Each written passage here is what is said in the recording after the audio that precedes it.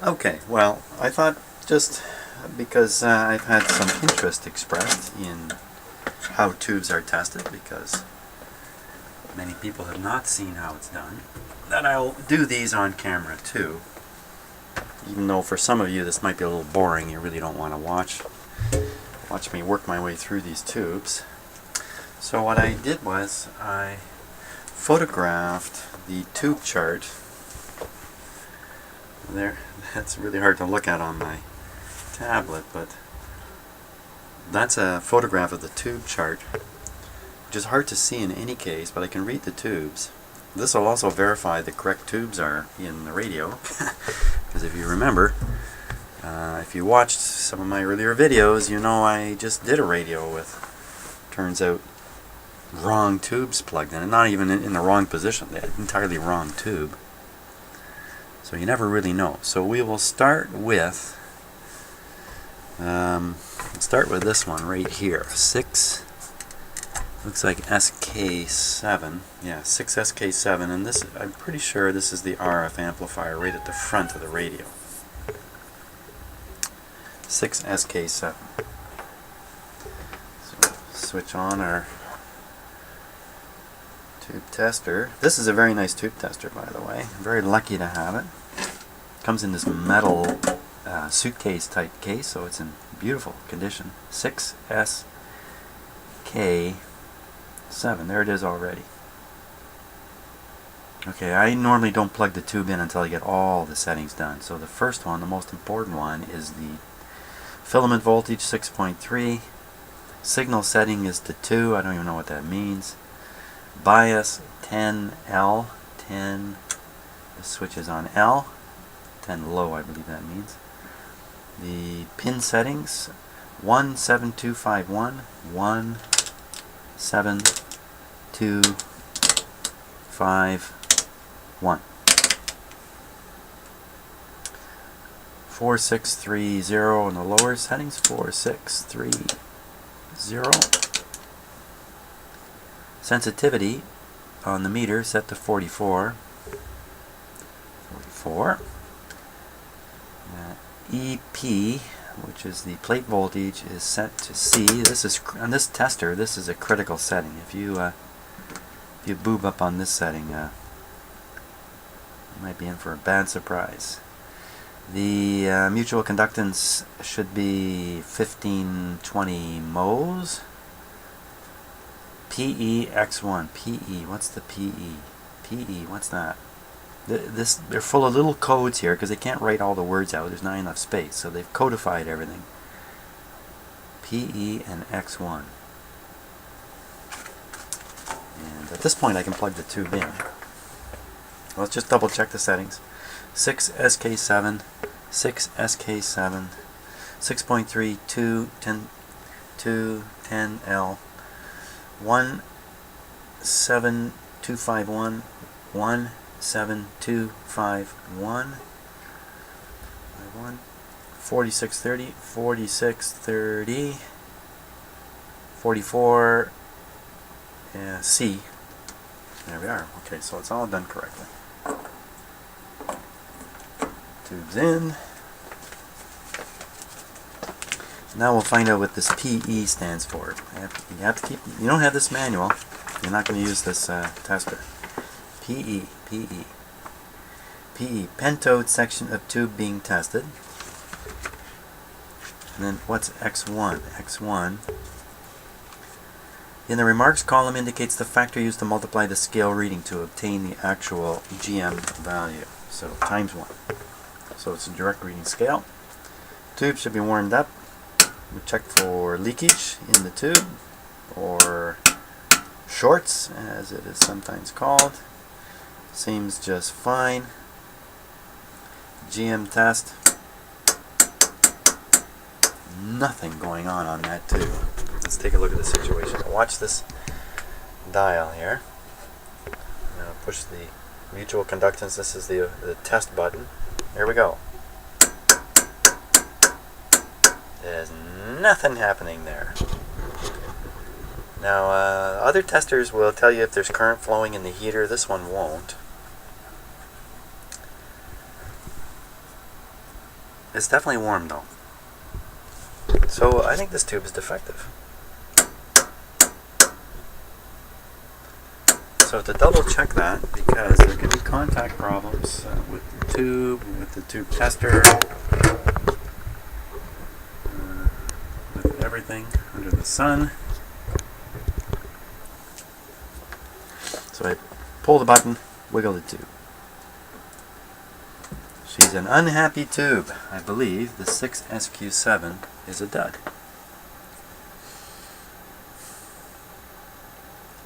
You gotta wonder what goes wrong with these things when the heater is definitely heating. I can feel the heat in the tube. So it's warming up. But it'd have to be an open circuit between the pins and the elements inside the tube. This is a metal tube. She's a bad one. Okay, next tube. I mean, this is good because this means I may have discovered why the radio doesn't work. That may be it. I may just change that tube. We're in the business. Let's see. But we're going to go on and test the rest of the tube. So, the next one we're going to test is a 6SA7. Wait a minute. Are there any more of these? 6SK7s. There is. Here's another one. Let's do that.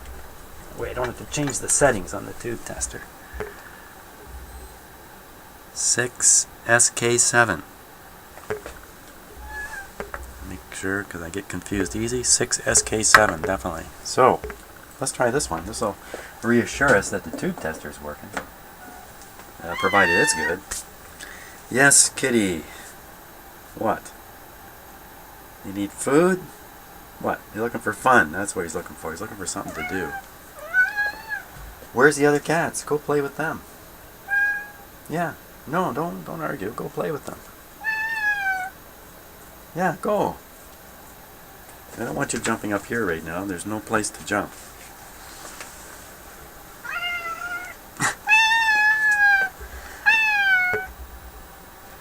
No, don't.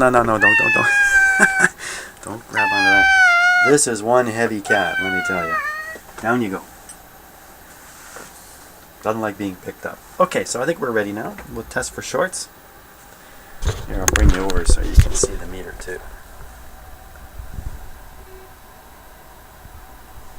Hard to see, eh? Darn camera is so sensitive to light. No problem there. And now, the GM test. 0. Okay, this is not very likely.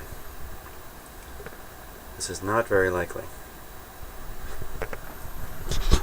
What's most likely is I have a setting wrong, even though I've been super duper careful. So let's go over them again. 6SK7.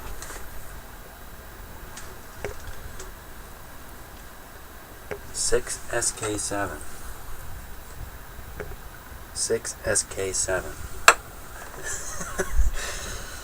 6.3, no question there. Signal is on 2. Bias 10L.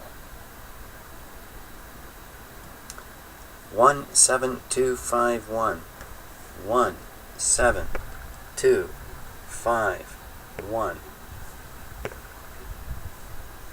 4630. 4630. 44 is not even critical. C. On C.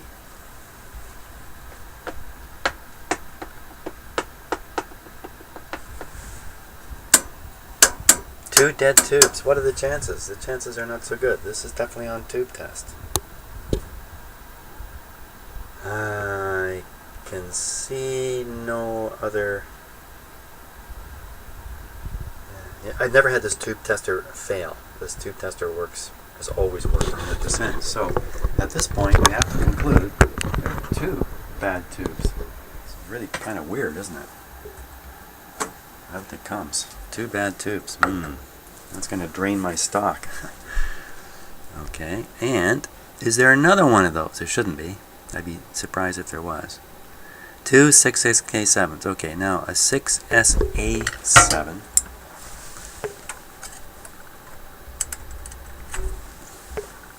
is a real tube eater of a radio. 6SA7.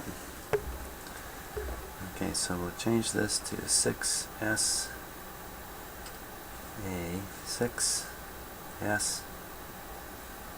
A7, there he is. 6.3, correct. 2 on the signal. 9L, yes, slightly lower than that. 27345.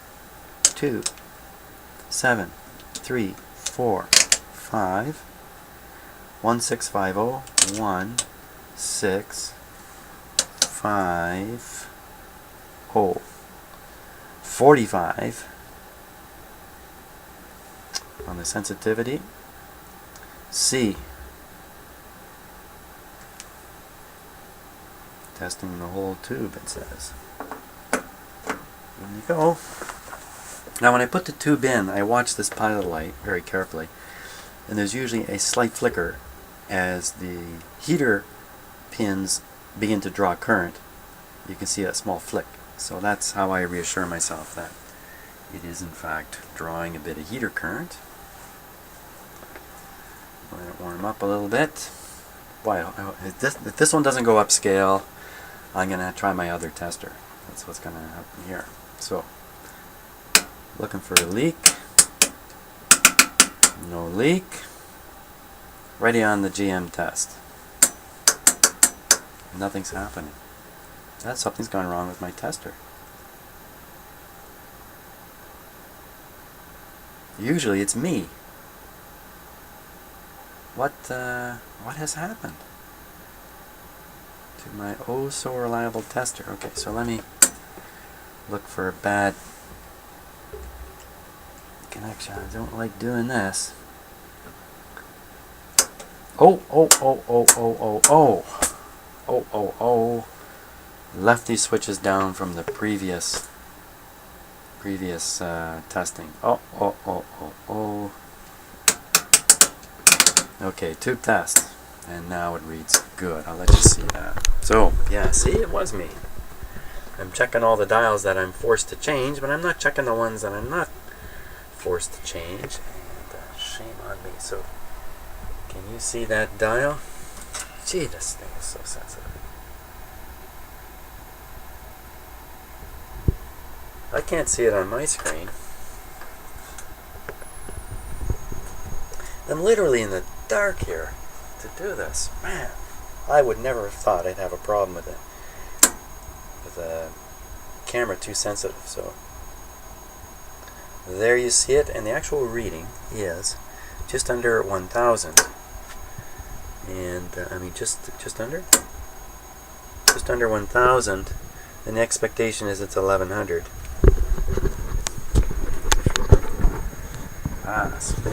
It's really dark in here now. Silly situation. So obviously we have to go back and test those other two tubes. And now we're going to find out that they test okay.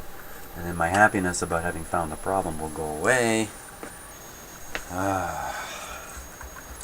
Okay, back to the 6SK7. 6SK7. To 10L rather, 17251, 17251, 4630, 4630, 44, C. Let's put these guys back in now. This time they're going to read properly.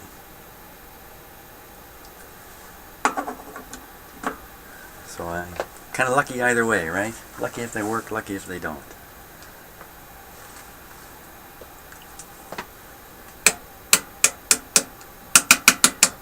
No leakage. I want to test. I'll show you the results again here.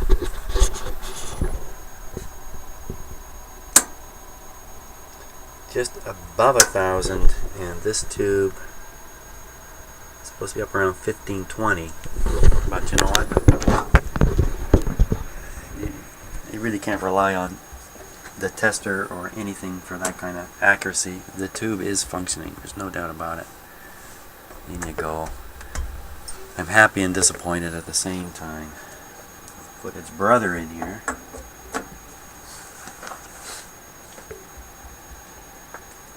They usually say 20 seconds for a tube to warm up.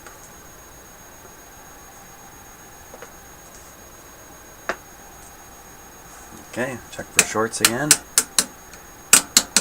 Always want to check for shorts, because if you put a shorted tube into a tube tester, some tube testers will be damaged if you attempt to test them. Push the test button, apply all the voltages, and there's a dead short in there. Ready on the GM. It's just a little lower than the last tube. I won't even show it to you. So there you are. We're not so much testing tubes, we're testing me. That's what's really going on here.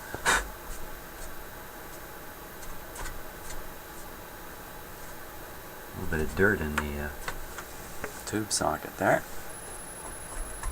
Now these tubes could also be suffering from bad contact, and just the act of taking them out and testing them may correct that. So we may find, after I do this, oops, that's good for the tube, we may find that the set works better.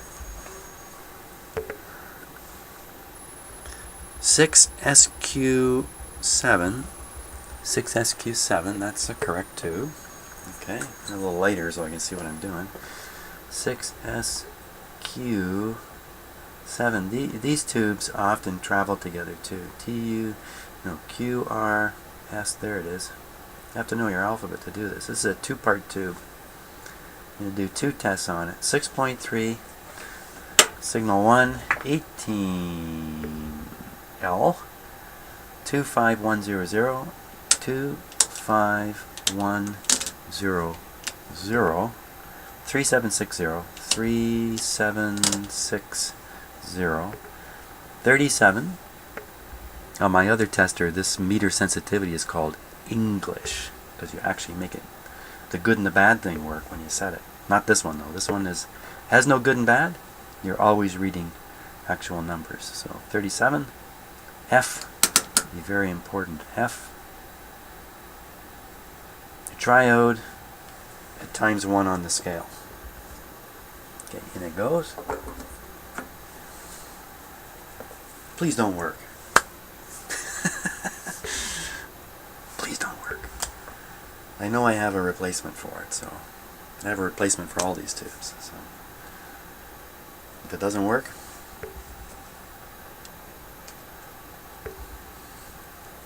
okay, testing for shorts or leakage, as it says on this tester.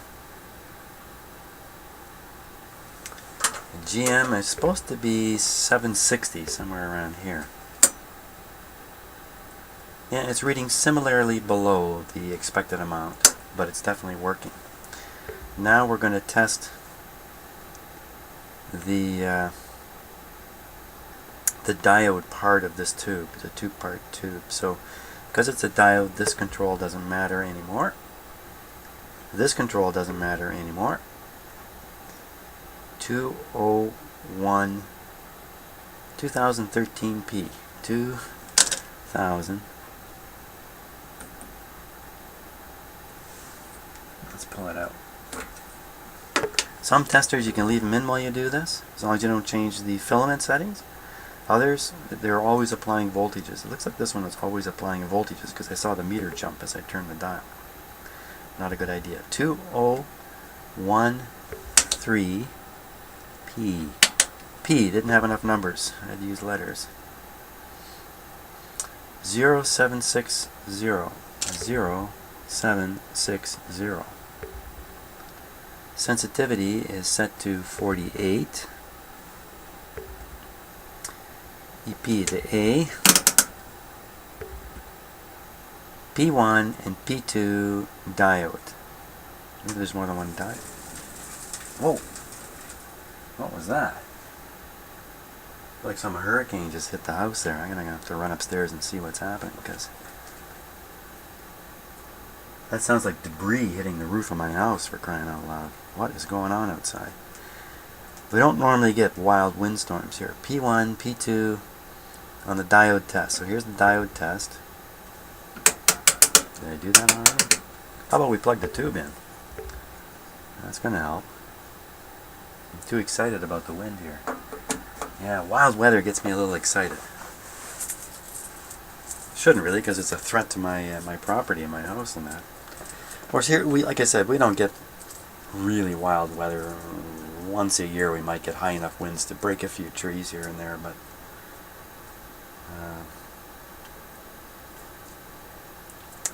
not normally are things that exciting for weather. Okay, looking for shorts and leakage, none. Ready on the diode test with the P1 in the P1 position. Diode test. You know what? It actually doesn't reach the diode OK line. It goes up. Other one. The other one goes up a little higher, almost reaches the diode OK line. So we have a weak tube here, but again, I wouldn't expect it to stop the radio from operating. Ooh, that's a lot of dirt in that. A lot of dirt in that socket. So, once again, the vacuum must come out here.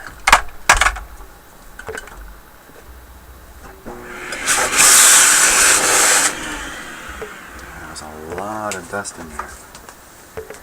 So, I'm thinking it's been a long time since this tube was pulled out. So maybe that tube contact thing is what's going to be different now that I've done this. Okay, so we tested the 4. They're all metal tubes. The other 2 tubes I put in and tested before because they were missing in the radio. So all the tubes are good now. We know that. We know that. Don't kid yourself. You know nothing. I know nothing. Nothing is ever for sure. Everything is prone to mistakes, bad logic,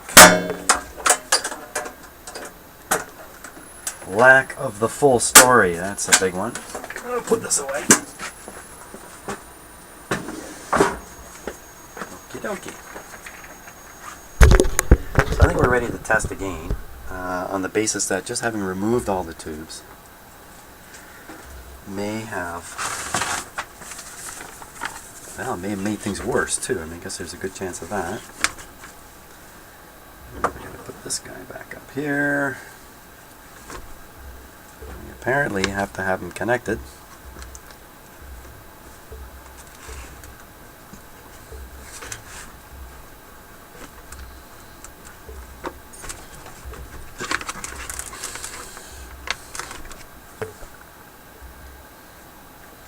Are we ready for another test? Excuse me. Yes, the answer comes back. Let all those guys warm up.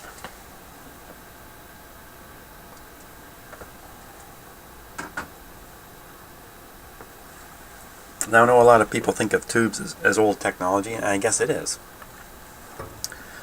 And it's been supplanted by the far more convenient transistor. But tubes themselves are really interesting. Gizmos. Each one's a particle accelerator. If you think about it that way, and think about it a little more about what's really going on inside the tube, it's pretty cool. And to think of this tube technology with moving atomic particles through space, accelerating them and all that. All this was worked out back in the 1910s and the 1920s. It's really pretty impressive stuff. Okay, so I don't remember what band we're on. We're not on the push button band. That's a push button. Hey, this seems a lot noisier, doesn't it?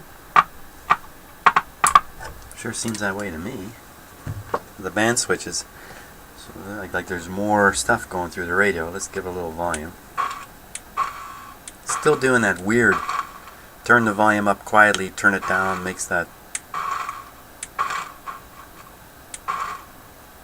What would do that?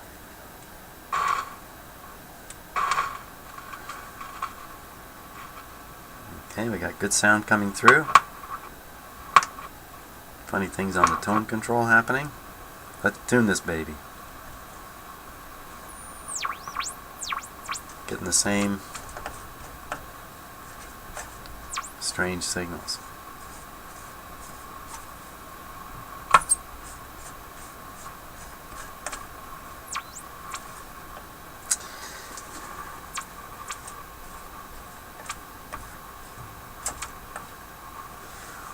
Okay, I think what we're going to do next is we're going to pump a few signals into this radio and see if any come out the speaker.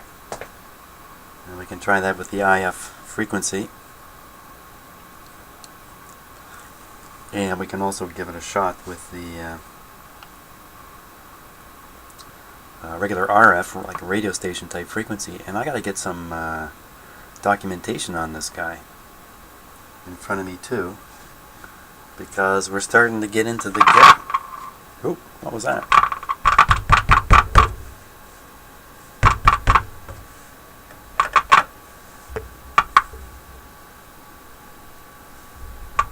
Who's making all that noise?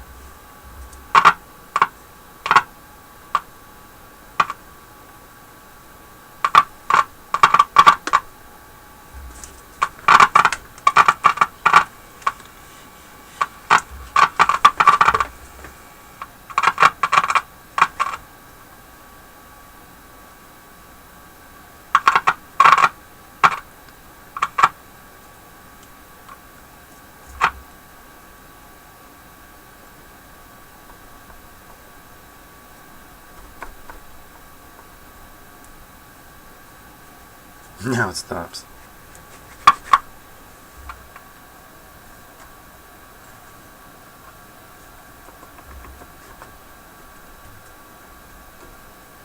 I don't know what to make of that.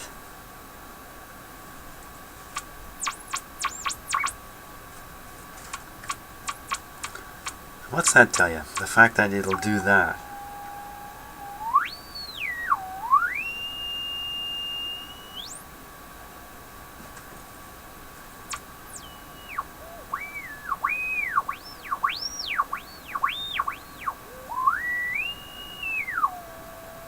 It's nice to tune the radio, actually. Yeah, let's go find some information on this radio before we go too much further. And